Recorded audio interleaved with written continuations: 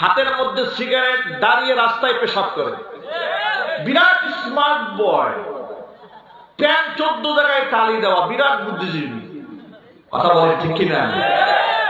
যে মেয়েটা শর্টস পরেছে, মাথার চুলগুলো পার্লারে গিয়ে পাম্পিং করে উঁচা করে হাই হিল পরে রাস্তা দিয়ে হেরে যাচ্ছে, বলে বিরাট স্মার্ট আধুনিক মেয়ে, বিরাট জ্ঞান। ইউরোপে থাকে, আমেরিকায় থাকে, কতজন লেখাপড়া করেছে, কতজন পড়াশোনা করেছে, পড়াশোনা করতে করতে জামা কাপড় সব খুলে ফেলছে। কথা একটু বলতে হবে ঠিক কিনা? সুজানগরে এই মেয়েটা একেবারেই সাদা সিধা, 17-18 বছর মাত্র বয়স হয়েছে, হাত মোজা পড়েছে, পা মোজা পড়েছে, বিরাট আলখেল্লা পড়েছে, চেহারা কিচ্ছু দেখা যাচ্ছে না। এটা একেবারেই সেকেলে, সে আমলের মেয়ে, সে আধুনিক হতে পারে না, জ্ঞান বুদ্ধি একটু কম। এই চিন্তা চেতনা অনেকের মধ্যে আছে না নাই? আল্লাহ বলছেন আলা ইন্নাহুম হুমুস সুফাহা, মনে রেখো এরা বোকা নয়। পরকালকে যারা বিশ্বাস করে, আল্লাহকে যারা বিশ্বাস করে, নিজের সতীত্বকে যারা হেফাজত করে, এরা বোকা নয়। বোকা ওরা নিজেরাই, কিন্তু ওরা সেটা জানে না। কথা বলে না ঠিক কিনা? প্রিয় যুবক ভাই আমার, আমি শুধু আপনাদেরকে সাহাবায়ে কেরামের জীবনের ছোট্ট একটা অংশ তুলে ধরেছি।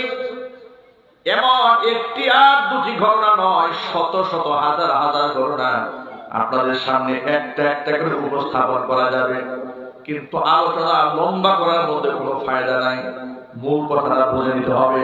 সাহাবায়ে কেরাম হচ্ছে আমাদের আদর্শের নমুনা। কোরআনে কারিমে আল্লাহ পাক তাদের ঈমানকে আমাদের জন্য ঈমানের মডেল বানিয়ে দিয়েছে।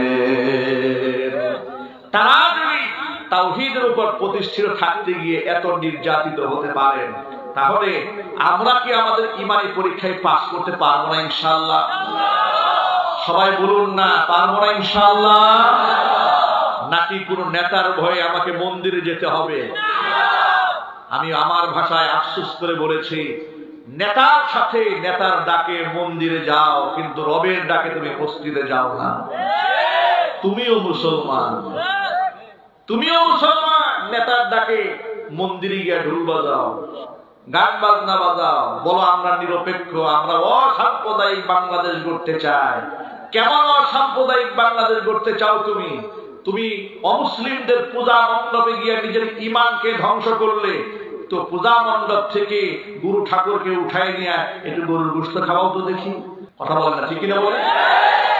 আপনি যদি এত অসাম্প্রদায়িক হন, তাহলে এই অসাম্প্রদায়িক কিংবা এই যে স্লোগান দেন ধর্ম যার যার উৎসব সবার, এই স্লোগান এক পেশি কেন? এই স্লোগান তো সব জায়গায় দেওয়া উচিত। মুসলমানদের ধর্মীয় উৎসব কুরবানির ঈদ, তখন তো হিন্দু বাড়ির সামনে গিয়ে বলেন না যে ধর্ম যার যার উৎসব সবাই আসেন একটু গরু কাটি। কথা বলেন না, জাতে মাতা তাহলে ঠিক, ওরা বুঝে এই কাজ এটা হিন্দুদের কাজ না, এটা মুসলমানের কাজ, এখানে যাওয়া যাবে না। তাহলে বোঝা গেল মুসলমানের কাজ বলে হিন্দুকে কুরবানিতে পাওয়া যায় না। তাহলে শিরিক করা তো মুসলমানের কাজ নয়, সেটা মুসলমানদের আনন্দ উৎসব হলো কি করে? এই জন্য এই স্লোগান হচ্ছে ভণ্ডামি স্লোগান। চিল্লায় বলুন ঠিক কিনা? এই ভণ্ডামি স্লোগান বাদ দিতে হবে। মুসলমানদেরকে শিরিক থেকে বের হয়ে আসতে হবে। শিরিকের গুনাহ করে মুসলমান যদি মরে, নামাজ, রোজা, হজ, যাকাত, তাহাজ্জুদ সব বরবাদ হয়ে যাবে। কোন নবী রাসূল সুপারিশ করে আল্লাহ পাকের জান্নাত তাকে নিতে পারবে না। সুতরাং প্রিয় ভাইরা, আল্লাহ পাক এক এবং একক, লা শারীকা লাহু, লাহুল মুলকু ওয়া লাহুল হামদু ওয়া হুয়া আলা কুল্লি শাইইন কাদির। এই বিশ্বাসটা অন্তরের মধ্যে রাখতে হবে। জবাই করলেও রাখতে হবে, আগুনে পুড়িয়ে ফেললেও আমাকে এই বিশ্বাস থেকে বের হয়ে আসা যাবে না। ইনশাআল্লাহ, ইনশাআল্লাহ পারবো ইনশাআল্লাহ।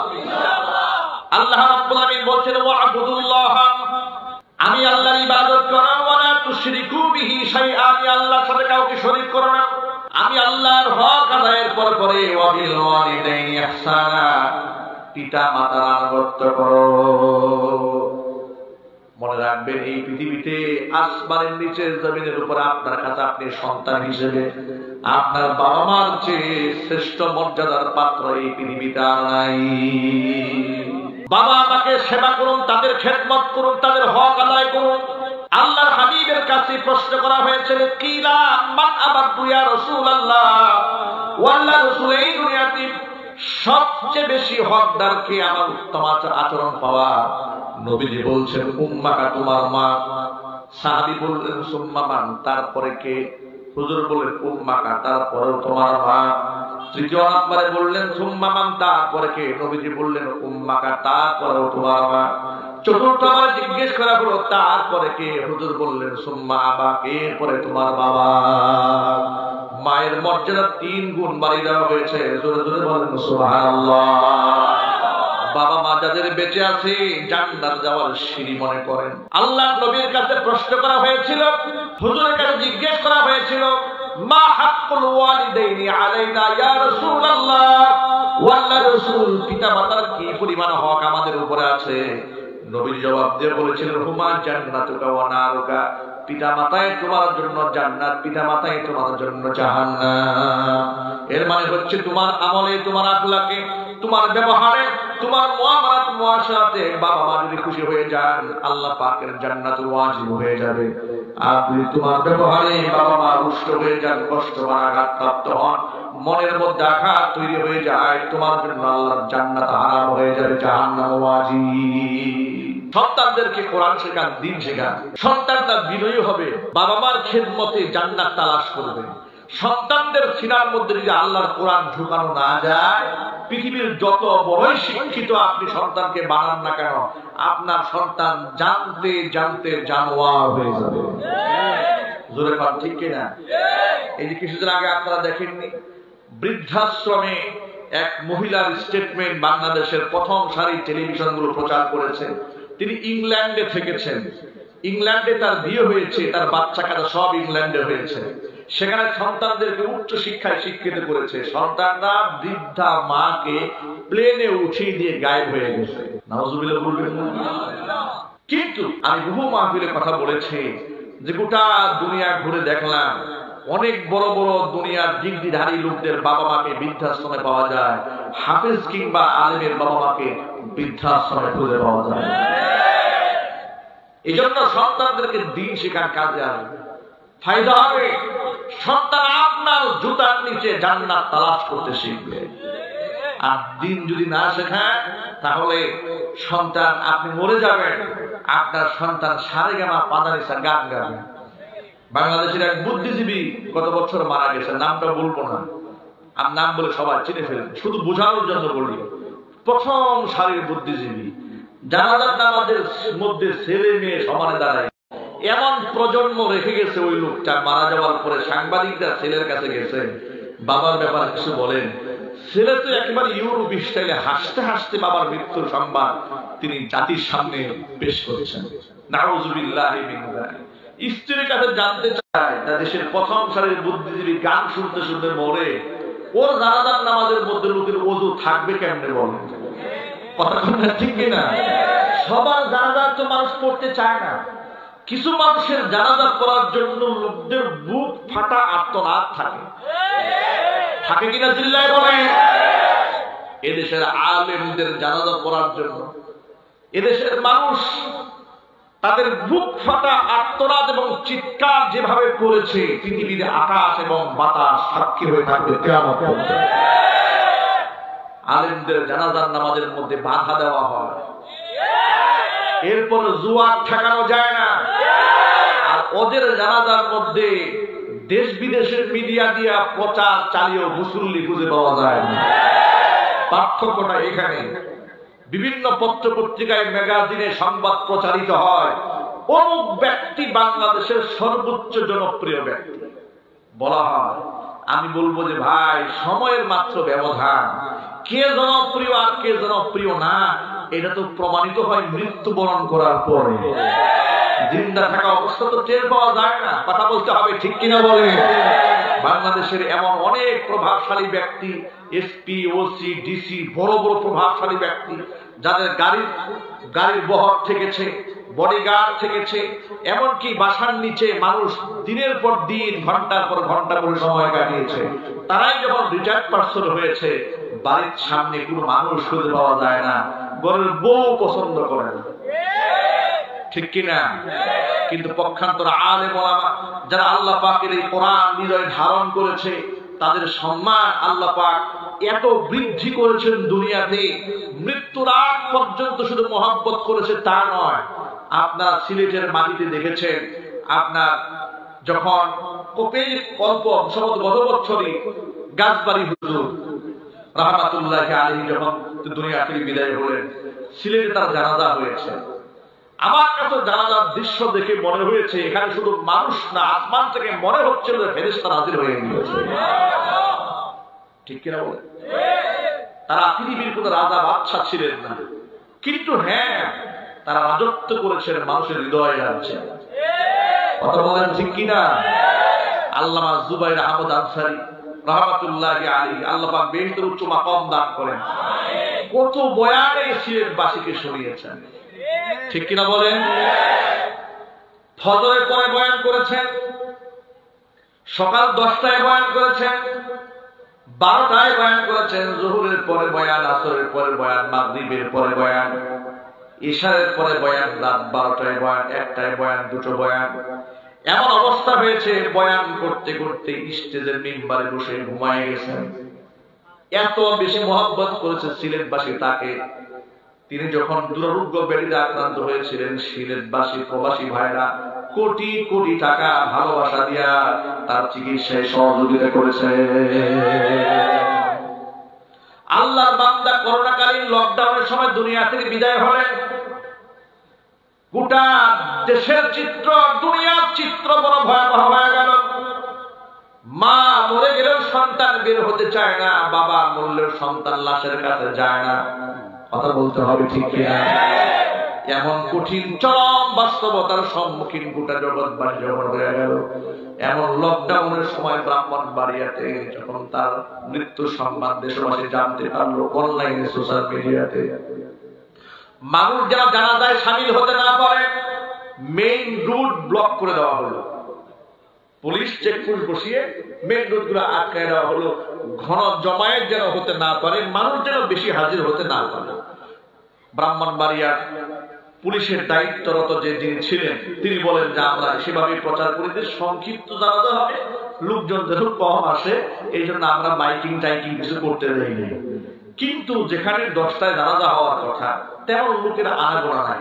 হঠাৎ করে আধা ঘন্টা আগে, জানাজার নামাজের আধা ঘন্টা আগে ডানে বামে তাকিয়ে দেখছি যে বাঁধ ভাঙা জোয়ারের মতো, সমুদ্রের ঢেউয়ের মতো মানুষ উপচে পড়ছে জানাজার নামাজে। সুবহানাল্লাহ, রাসূল বলেন। একটুখানি বিবেচনা করেন, এই কোরআনে আল্লাহ রাব্বুল আলামিন বলেছেন ইয়ারফাইল্লাহু আল্লাযীনা আমানু মিনকুম ওয়াল্লাযীনা উতুল ইলমা দারাজাত।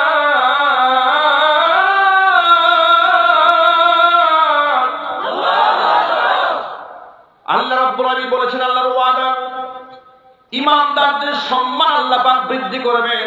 শুধু তাই নয়, যাদেরকে ইলম দান করা হয়েছে তাদের সম্মান আল্লাহ পাক আকাশচুম্বী বানাই দিবেন। আল্লাহর ওয়াদা কি মিথ্যা হতে পারে? ওয়াদাল্লাহি হাক্ক, আল্লাহর ওয়াদা সত্য। ইমাম আহমদ ইবনে হাম্বল রাহমাতুল্লাহি আলাইহি বলেছেন, আমাদের আর ইসলাম বিদ্বেষীদের মধ্যে পার্থক্য সূচিত হবে। পার্থক্য বিশ্ববাসী বুঝতে পারবে আমাদের জানাজার নামাজের দৃশ্য দেখে।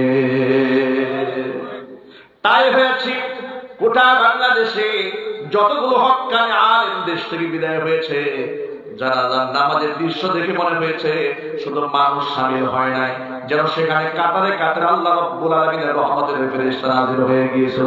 সুবহানাল্লাহ। ব্রাহ্মণবাড়িয়ার আশুগঞ্জে যখন বিরাট জানাজা অনুষ্ঠিত হয়ে গেল, লক্ষ লক্ষ মানুষ যেখানে শামিল হয়ে গিয়েছিল, মিডিয়াতে প্রচার করে দেওয়া হয়েছিল যে সেখানে কত মানুষ জানেন হতাহত হয়, কত মানুষ যেন মারা যায়, কত যেন করোনা ছড়ানো হয়ে যায়। এই জন্য 14টা গ্রামকে সম্পূর্ণ ব্লক করে দেওয়া হয়েছিল। 14 দিন পর্যন্ত এতগুলা গ্রামকে কোয়ারেন্টাইনের মধ্যে রেখে দেওয়া হয়েছে। আল্লাহ পাকের ফজল এবং করম, আল্লাহ পাকের দয়া, 14 দিন পরে দেখা গেল একজন মানুষও করোনা রোগে আক্রান্ত হয় নাই। হেফাজত করেছেন কে? আরো যদি বলুন না কে? শুধুমাত্র আলেম হলে সম্মানই পাবেন তা নয়, আপনি যদি কোরআনময় জীবন গড়তে পারেন আল্লাহ রাব্বুল আলামিন আপনার সম্মান আকাশচুম্বী বানাই দেবে।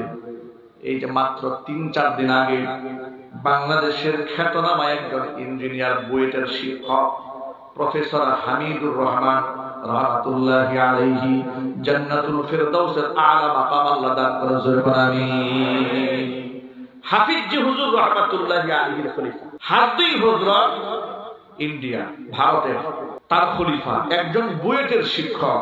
বাংলায় জেনারেল শিক্ষায় এত উচ্চ ডিগ্রিধারী হওয়ার পরেও আল্লাহ পাকের এই কোরআনের আশেক তিনি এমন ভাবে ছিলেন, আল্লাহর এই কোরআনকে তিনি বুঝে বুঝে পড়তেন, কোরআন পড়ে পড়ে চোখের পানিতে বুক ভিজে দিতেন। সুবহানাল্লাহ বলবেন না?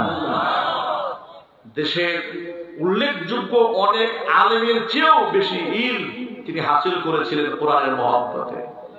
কোনদিন অহংকার করেননি, নিজেকে আলেম বলে দাবি করেননি, আলেমদের দোষ বলেননি, আলেমদের খেদমত করাকে সৌভাগ্যের কারণ মনে করতেন। এমনকি এত বড় উচ্চ শিক্ষিত হয়ে তিনি মক্তবে বাচ্চাদেরকে এবং মুরব্বীদেরকে আলিফ বা তা শেখাতেন, আল্লাহর কোরআনের শিক্ষক হয়ে গিয়েছিলেন। জোরে বলুন সুবহানাল্লাহ। এই কোরআনের সাথে মহব্বতে অসংখ্য আলেমদের আধ্যাত্মিক রাহবার হয়ে গিয়েছিলেন তিনি। এমনকি তার সাথে মুসাফা করে দুনিয়ার অনেক আলেমরা নিজেকে গর্বিত মনে করেছে, ধন্য মনে করেছে। এই ব্যক্তি যখন দুনিয়া থেকে বিদায় হলেন খুব একটা এলান হয় নাই, মুখে মুখে একটু রচিত হয়ে গেল। ঢাকাতে অল্প সময়ের ব্যবধানে লক্ষ লক্ষ মানুষ জানাজায় শামিল হয়েছে। তারা বেনামাজি শ্রেণীর মানুষ নয়, ঢাকা শহরের উল্লেখযোগ্য বড় বড় মসজিদ, মাদ্রাসা, খানকা, বড় বড় মুফতি মুহাদ্দিসরা জানাজার নামাজে শামিল হয়ে নিজেকে ধন্য মনে করেছে। এটা আল্লাহু আকবার বলতে হবে না? সম্মান কে দিয়েছে? সম্মান কে দিয়েছে? এই জন্য বলি কোরআনময় জীবন গড়ুন, সম্মানিত হবেন দুনিয়াতে, সম্মান পাবেন কবরে, সম্মান পাবেন আখিরাতে। আল্লাহ তুমি কবুল করেন। আর জোরে বলেন আমিন। আমার যুবক ভাইরা, আমি আমার মূল কথায় ফিরে আসি। আমি বলেছিলাম সন্তানদেরকে কোরআন শেখান। নবী করিম সাল্লাল্লাহু আলাইহি ওয়াসাল্লাম বলেছেন, আল্লাযী লাইসা ফি জাওফিহি শাইউম মিনাল কুরআনি কাল বাইতিল খারিব। যার সিনার মধ্যে কোরআনের কোনো অংশ নাই, তার সিনা হয়ে যায় একটা বিরান ভূমির মতো, অনাবাদ জমির মতো। যেখানে মানুষের আনাগোনা থাকে না, সেখানে শয়তান বসবাস করে। যে সিনার মধ্যে কোরআন থাকে না, সে সিনার মধ্যে শয়তানের বাসা বেঁধে ফেলে। সুতরাং আল্লাহ পাক যেন কোরআনের নূর দিয়ে আমাদের অন্তরকে আলোকিত বানান। জোরে বলেন আমিন।